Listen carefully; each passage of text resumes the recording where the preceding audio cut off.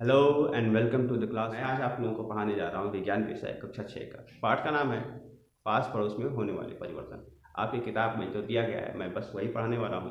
तो इसमें आधार लिया है, 8 आधार के बारे में बात किया जाएगा और इस आधारों पर जो है कितने तरह के परिवर्तन हो सकते हैं इसके बारे में बताया गया है। तो हम सबसे पहले बात करते हैं कि परिवर्तन है क्या चीज़। तो परिवर्तन का मतलब होता है बदलाव। वस्तुओं के रंग रूप आकार अवस्था, है ना, गुण गंध या प्रकृति में किसी भी तरह का बदलाव यदि होता है तो उसे हम परिवर्तन कहेंगे। अब यह परिवर्तन कितने तरह का हो सकता है ये हम एक एक करके एक एक आधार के बारे में लेकर के चलेंगे। गति के आधार पर परिवर्तन मंद परिवर्तन हो सकता है और तीव्र परिवर्तन हो सकता है। तो मंद परिवर्तन में समय अधिक लगेगा, तो हम कहेंगे कि ऐसा परिवर्तन जिसमें अपेक्षाकृत ज़्यादा समय लगता है, ऐसे परिवर्तन को मंद परिवर्तन कहेंगे। जैसे कि दही का जमना, ऋतुओं का बदलना। तीव्र परिवर्तन ऐसे परिवर्तन जिसको होने में बहुत ही कम समय लगता है, ऐसे परिवर्तन को मंद परिवर्तन कहते हैं। जैसे कि कांच का टूटना, गिलास कांच की ओर गिर गई, अचानक तुरंत टूट जाए, टूटने में कोई समय नहीं लगता है। पटाखे का फटना, है ना, बिजली का चमकना, फ्लैश होना, ये बहुत कम समय में हो जाते हैं, इसलिए तीव्र परिवर्तन होते हैं। अगला आधार है उपयोगिता। उपयोगिता के आधार पर भी परिवर्तन दो तरह के हो सकते हैं, एक अनुकूल परिवर्तन और एक होता है प्रतिकूल परिवर्तन। अनुकूल परिवर्तन, यदि परिवर्तन जो है लाभदायक है तो वो परिवर्तन अनुकूल परिवर्तन कहलाएगा, और यदि हमारा नुकसान हो गया है इंसानों का, ऐसा परिवर्तन जिससे कि जो है नुकसान हो रहा है, तो वो कहलाएगा प्रतिकूल परिवर्तन। हालांकि मुझे लगता है कि किसी एक आदमी के लिए जो है या किसी एक जीव के लिए जो अनुकूल परिवर्तन होगा, दूसरे के लिए प्रतिकूल भी हो सकता है। अनुकूल आप समझ गए, ऐसा परिवर्तन जिसमें हमारा फायदा है या किसी जीव का फायदा है, या अनुकूल होगा उसके लिए। और यदि उस जीव के लिए जो है नुकसानदायक हो गया तो उस जीव के लिए हम कहेंगे कि ये प्रतिकूल हो गया। अब नियमितता की बात करते हैं कि क्या है जो परिवर्तन हो रहा है हमेशा होता है या कभी कभार ही अचानक हो जाता है। तो बात करते हैं, पहला परिवर्तन है नियमित परिवर्तन और दूसरा होगा अनियमित परिवर्तन। नियमित परिवर्तन वो होते हैं जो एक निश्चित समय अंतराल के बाद से होते रहते हैं, जैसे कि गर्मी के बाद से जाड़ा, है ना, या मतलब बरसात फिर जाड़ा। ऐसे रेगुलर बेसिस पर होने वाले जो परिवर्तन है, या चाहे कहिए कि दिन रात होना, है ना, ये सब परिवर्तन कहलाएंगे नियमित परिवर्तन। अब है स्थायित्व। ये मैंने पढ़ने के बाद से अपने आप पर ये आधार समझा है कि हाँ ये स्थायित्व होगा। इसका कारण ये देखिए, स्थायित्व में बताया गया है कि परिवर्तन दो तरह के होते हैं, एक उत्क्रमणीय परिवर्तन और एक अनुत्क्रमणीय परिवर्तन। ऐसा परिवर्तन जो बदलाव के बाद से नया चीज बनेगा, ठीक है ना, और उसमें जो बदलाव का कारण है यदि हटा दें तो फिर वापस पहले वाला चीज हो जाएगा। ऐसे परिवर्तन को उत्क्रमणीय परिवर्तन कहते हैं। जैसे कि लीजिए, मैंने एक स्टील का स्केल लिया, सीधा होता है, उसको मैं जोड़ मतलब बल लगाऊंगा तो टेढ़ा हो जाएगा, और ये बल हटा दूंगा तो फिर से वापस सीधा हो जाएगा। रबड़ लिया, हमने खींचा, बल लगाया, लंबा हुआ, जैसे ही हमने छोड़ा वैसे ही वापस वो छोटा हो जाता है ना। तो ये जो है उत्क्रमणीय कहलाएगा कि जो कारक है जिसके कारण वो हो रहा है वो कारण मैं हटा दे रहा हूँ, तो वापस जो जहाँ से ये बदलाव शुरू हुआ था वापस उसी अवस्था में आ जा रहा है चीज, वस्तु। तो ये उत्क्रमणीय परिवर्तन कहलाएगा, है ना।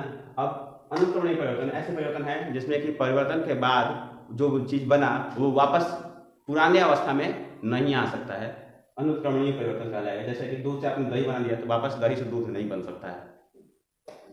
अब अगला परिवर्तन है भौतिक और रासायनिक गुण के आधार पर, यानी कि परिवर्तन चाहे भौतिक पदार्थ के भौतिक गुण में हो रहा है या रासायनिक गुण में हो रहा है, इसके आधार पर जो है परिवर्तन जो है दो तरह के होते हैं, भौतिक परिवर्तन, ठीक है, और दूसरा है रासायनिक परिवर्तन। भौतिक परिवर्तन में पदार्थों के भौतिक गुण बदलते हैं, ये याद रखिएगा, जबकि रासायनिक परिवर्तन में पदार्थों के रासायनिक गुण बदल जाएंगे। तो भौतिक परिवर्तन में भौतिक गुण बदलेगा, रासायनिक गुण नहीं बदलेगा, यानी कि पदार्थ वही रहेगा, पदार्थ में कोई बदलाव नहीं है। जैसे कि मैं कहूँ मोम है ठोस, उसको आप पिघला करके द्रव में बदल दीजिए तो वो मोम ही रहेगा, भले वो द्रव है तो क्या हुआ, लेकिन उसका पानी नहीं खा सकते, तेल नहीं खा सकते, है वो मोम ही, है ना। या आपने बर्फ ये पानी को जो है भाप बना दिया तो भाप भी पानी ही है, ठीक है ना, कुछ नया चीज नहीं हो गया। तो ऐसे परिवर्तन को भौतिक परिवर्तन कहेंगे। या आप लोहे को गर्म करिए, लाल हो गया, तो लाल भी वो लोहा ही है, एल्युमिनियम नहीं हो गया या कॉपर नहीं हो गया, कुछ और नहीं होगा, है लोहा ही। तो ये भौतिक परिवर्तन कहलाएगा। जबकि रासायनिक परिवर्तन में देखिए आप दूध से दही का उदाहरण दीजिए, ज़्यादा अच्छा है आप लोगों के लिए, जो है समझना आसान होगा। कि दूध में हमने थोड़ा सा दही डाला तो पूरा का पूरा दूध जो है दही में बदल जाता है। तो दूध से दही अलग होता है या नहीं होता है? स्वाद अलग होता है ना, स्ट्रक्चर अलग होता है। तो बिल्कुल ही अलग चीज़ बनता है, इसलिए ये हो गया रासायनिक परिवर्तन। या कहिए लकड़ी लीजिए, लकड़ी को जला दीजिए, तो जलने से पहले लकड़ी था, जलने के बाद राख, फिर राख जो है नया चीज़ है, लकड़ी नहीं होता है, राख जो है लकड़ी नहीं है, यानी कि नया चीज़ बन गया, इसलिए ये कहलाएगा रासायनिक परिवर्तन। थोड़ा सा हम टर्न करते हैं।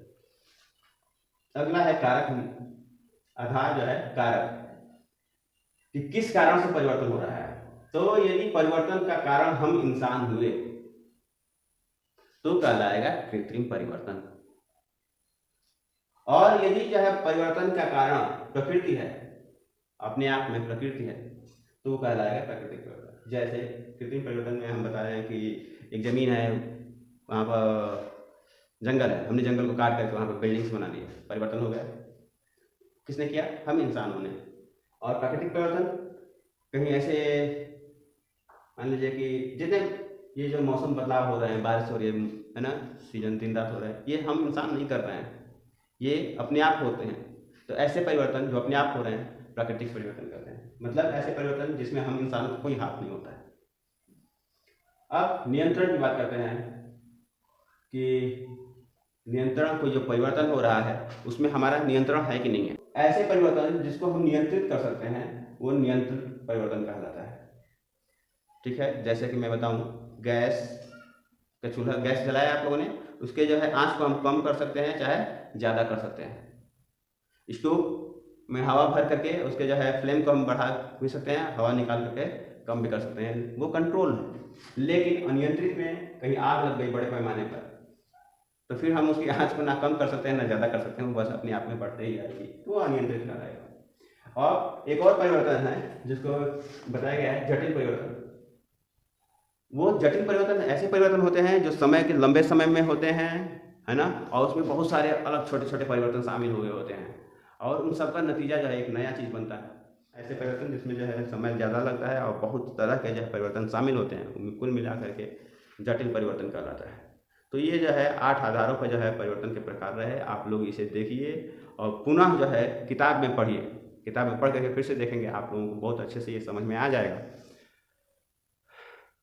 और यदि कोई समस्या होती है तो आप हमसे मिलिए क्लास में। तो वीडियो देखने के लिए बहुत बहुत धन्यवाद। कमेंट ज़रूर करिए कि इसमें क्या आप जो है और चीज़ एडिशनल चाहते हैं, और शेयर करिए, नए लोगों को सब्सक्राइब करने के लिए कहिए। बहुत बहुत धन्यवाद।